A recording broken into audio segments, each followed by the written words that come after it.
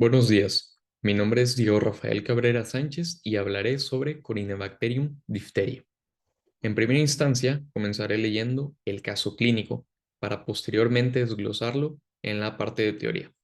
Entonces, dice, un masculino de 29 años de edad acude a consulta por presentar malestar general, dolor de garganta intenso y fiebre.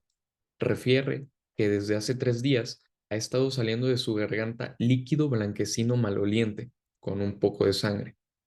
Y hoy en la mañana comenzó un leve dolor de pecho del lado izquierdo. En la exploración, la temperatura es de 38,7 grados Celsius, presión arterial de 130/75, palidez general, faringitis exudativa con indicios de pseudomembrana y ganglios linfáticos cervicales bilaterales inflamados.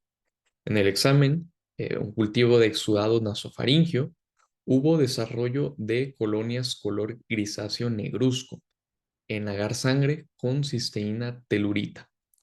Se descubren cadenas cortas de bacilos pleomórficos gram positivos. Ahora, respecto a la parte de teoría, el género Corynebacterium es un conjunto amplio y heterogéneo de casi 150 especies y subespecies. Las tinciones de Gram de estas bacterias relevan agrupaciones y cadenas cortas de bacilos Gram positivos de formas irregulares, e incluso algunos lo describen como forma de palo de golf, y la Corynebacterium diphtheria no es la excepción. Ahora, Corynebacterium diphtheriae se divide en 4 biotipos en función de la morfología de la colonia que forman y de sus propiedades bioquímicas: Belfanti, Gravis, Intermedius y Mitis. La mayor parte de las enfermedades se van a deber al biotipo Mitis.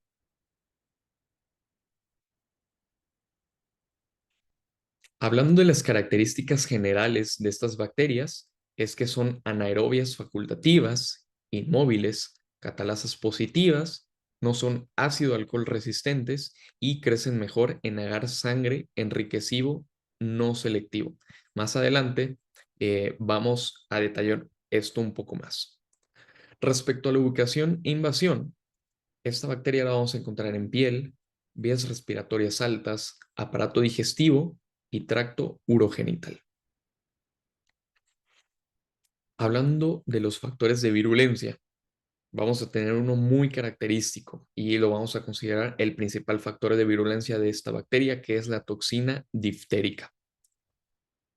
Un poquito hablando de la patogenia, es que el gen TOX que codifica esta exotoxina se introduce en las cepas de Corynebacterium diphtheriae por medio de un bacteriófago, que es un virus que pues, puede atacar bacterias.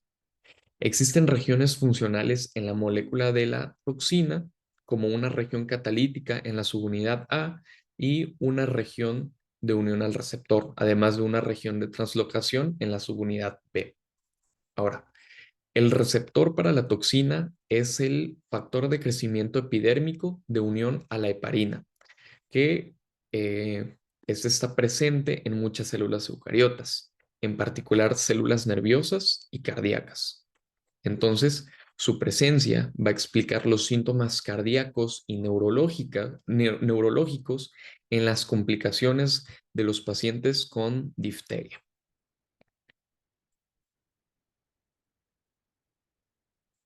Los principales síntomas que va a causar esta toxina diftérica son el dolor de garganta, febrícula y ganglios inflamados en el cuello, como lo veíamos en el caso clínico. Y esta toxina puede, además, en casos graves, causar miocarditis o neuropatía periférica. De igual manera, con el tiempo se va a ir dificultando la respiración y la deglución del paciente.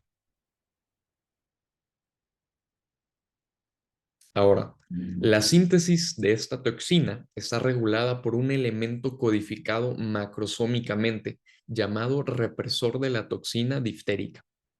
Esta proteína activada en presencia de altas concentraciones de hierro puede unirse al operador del gen tox de la toxina y prevenir la producción o síntesis de esta. El siguiente apartado es la epidemiología.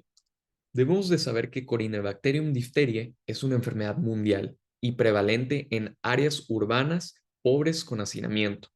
Se le considera principalmente como una enfermedad pediátrica.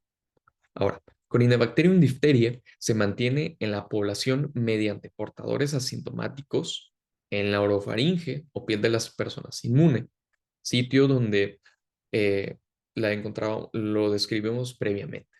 Pero el ser humano no es el único reservorio conocido de este microorganismo.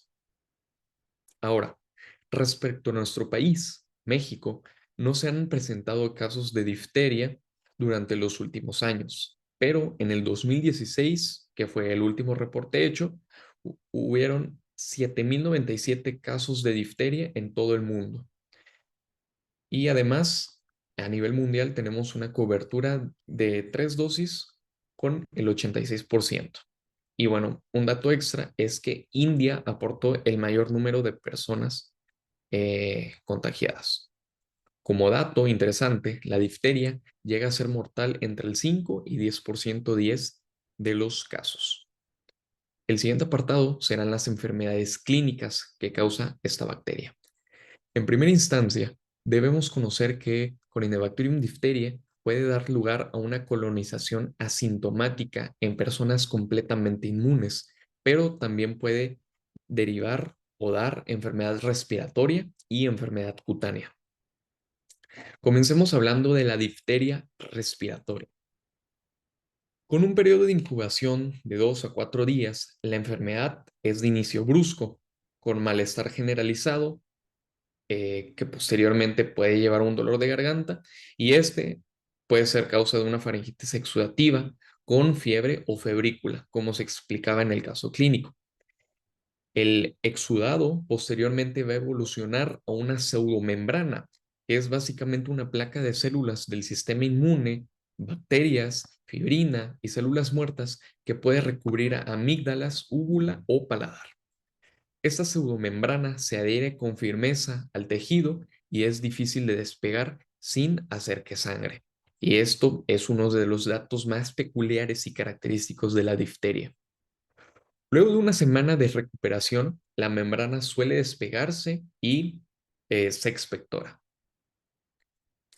Hablando de las complicaciones de la difteria respiratoria, encontramos afectaciones al corazón y al sistema nervioso.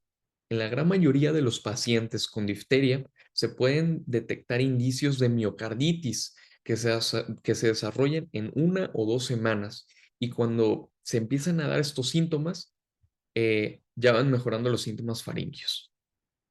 Ahora, también puede haber neuropatía, aunque es menos común.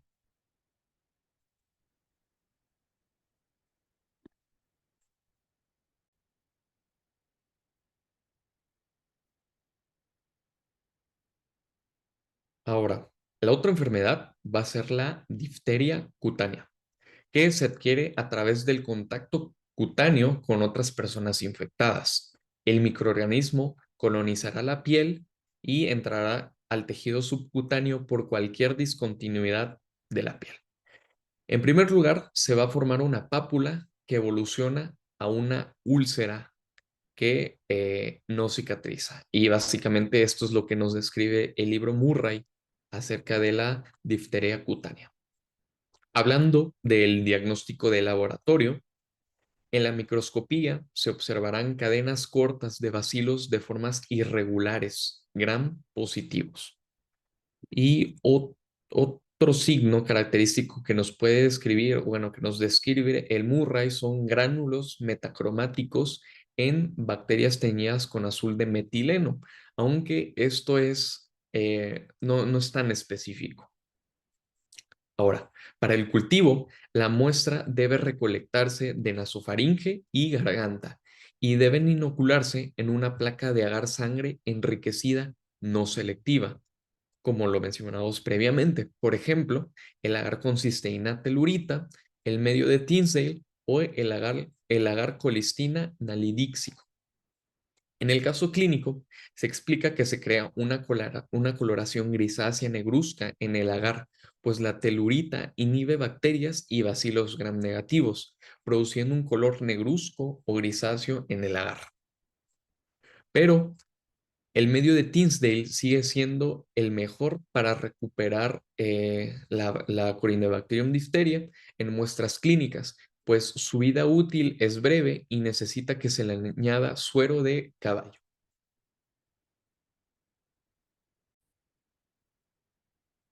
El control de esta enfermedad va a ser mediante equipo de protección personal, pero primero debemos saber cómo se transmite, cómo ocurre el contagio. Y este va a ser por medio de gotículas respiratorias o el contacto directo con úlceras.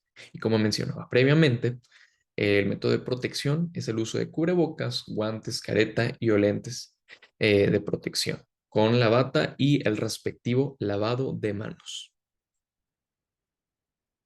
La manera de prevenir esta enfermedad va a ser mediante la inmunización con toxoide difterico.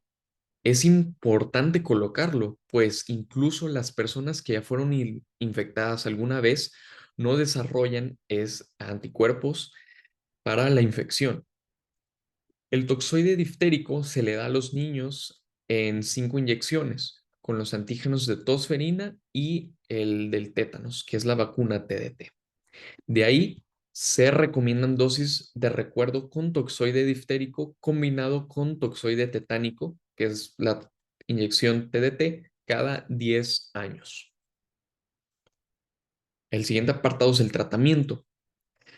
El aspecto más importante del tratamiento de la difteria es la administración precoz de la antitoxina diftérica, que como su nombre lo dice, neutraliza a la exotoxina antes de que se una a la célula huésped. La administración debe ser precoz, pues una vez la célula interioriza la toxina, la muerte celular es inevitable. El tratamiento antibiótico es la penicilina o la eritromicina para eliminar a la bacteria y concluir la producción de la exotoxina.